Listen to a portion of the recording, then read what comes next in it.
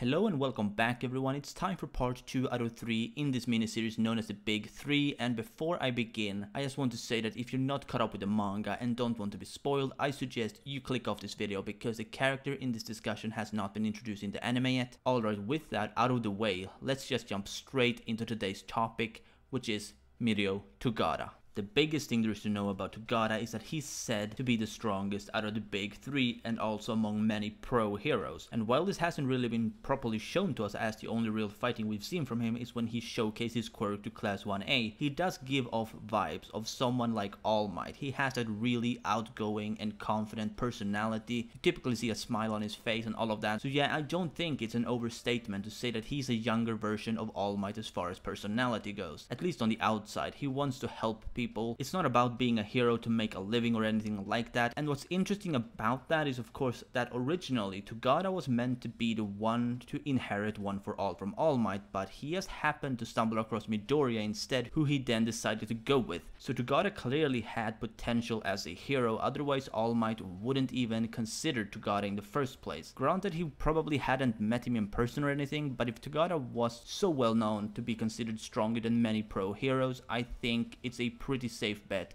to say that All Might knew enough about him without having to meet him. That said, they could still have met even if All Might didn't work at UA Academy at the time. So as a hero, Togata is definitely on the right track, especially given that his hero name Lemillion refers to him wanting to save 1,000,000 people, and I think it's also a reference to a Japanese rock band, so there's a bit of a double meaning behind his hero name. But the really important one is of course that his sort of slogan, I guess if we want to call it that, is to want to save 1,000,000 people. That kind of drive is why he is so successful, I'd say, because as it is explained by I think Nejire, Togata actually wasn't as great as he is now. A few years back, it is explained that he messed up in one edition of the sports festival, so needless to say, even the greatest of heroes need to build their way up to the top, which is exactly what Togata has done. He worked very hard in order to get where he is, and that's another thing that I really like about Togata, and I think this is possibly my favorite dialogue from him, which is he says that his quirk isn't strong in itself, but it's rather that he made it strong.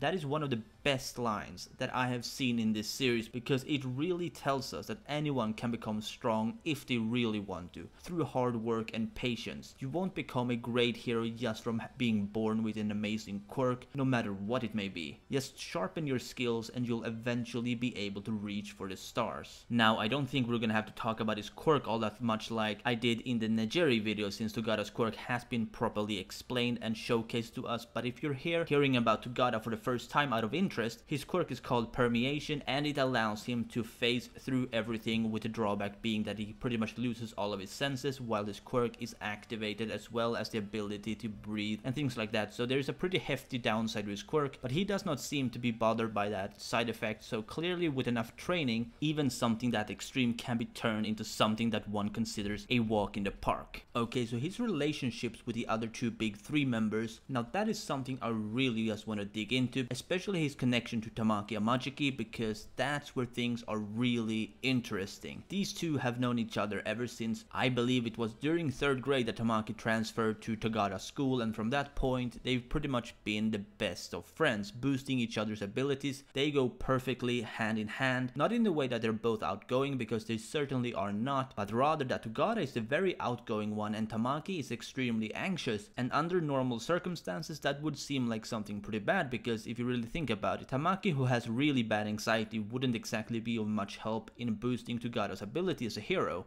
But behind that anxious personality, Tamaki actually has this really powerful resolve to prevail and never give up, something that Togata values a lot in him. Togata explains in one chapter during a flashback that it is because of this resolve that Togata can keep fighting the way he does. So without Tamaki, Togata wouldn't be where he is today, and the same could probably be said for Tamaki really. They complement each other in a way that has never been seen prior to their introduction in all of My Hero Academia really. I mean, Nejire and Tamaki are seemingly very close, but not anywhere near the level of where Togata and Tamaki are. It's nothing strange about that really. I mean, Tamaki and Togata have known each other since childhood, while Nejire met them when they came to UA, and well, you can't really compare an almost lifelong friendship with 2 to 3 years. Speaking of Nejire though, She is not really that close to Togata since she does in fact not call him by his first name, so while they're friends and go into the same class and all of that, I guess Nejiri simply doesn't acknowledge Togata the same way that she does with Tamaki, for whatever reason. Okay, so the last thing that I want to bring up in this video is what we might be seeing from him in the future, because I do believe that in the future, probably even in this current arc, we might see Togata do something pretty big.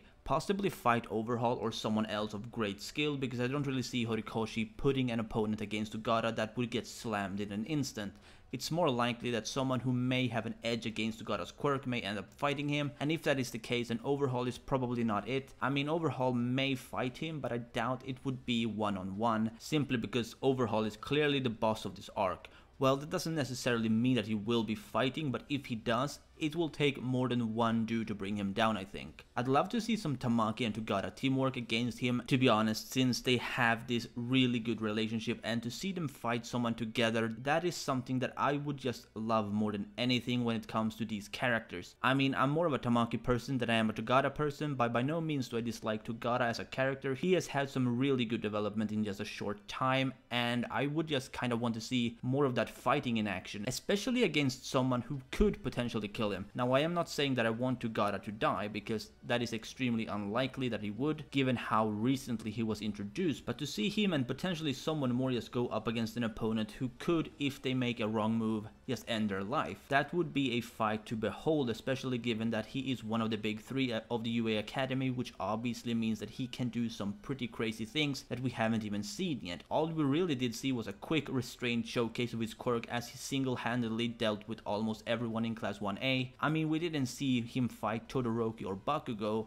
but I find it very unlikely that they would make much of a difference. At best, he would probably have given them some praise for good use of their quirks before curb stomping them. Anyway, with that said, I'll be ending the video here. Let me know what you think down below in the comments, and as always, if you did, please like this video if you enjoyed, and subscribe if you're new to my channel. This has been your favorite host, Perm, and I'll see you soon.